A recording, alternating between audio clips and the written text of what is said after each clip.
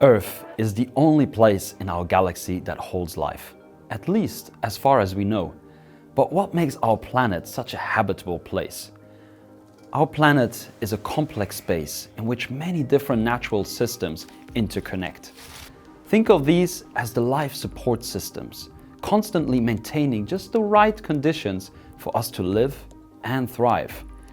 They keep our planet stable and functioning, not too warm, not too cold, and with enough oxygen to breathe. To keep this delicate balance, we need to stay within what scientists have classified as the 9 planetary boundaries.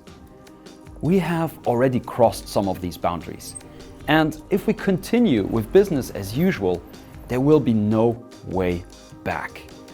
Climate change is just one of these, but not the only one. We have also gone way too far in how we use our oceans and our land. And at the center of all of this is our food. The main reason why we have crossed these boundaries is down to how we produce and consume our food. It's our biggest problem, but also the best solution. Based on the latest research from the Eat Foundation, global food production constitutes the single largest driver of environmental degradation and transgression of planetary boundaries. Our food system accounts for up to 30% of all greenhouse gas emissions and is by far the biggest user of freshwater resources. We continue to clear forests for agriculture, driving biodiversity loss, and use pesticides that make their way into our oceans.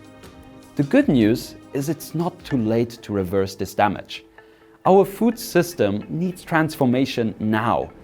And most importantly, we need to stop wasting the food we do produce. Reducing food waste is the most impactful, immediate, and simple action we can take. It is time to fight food waste together.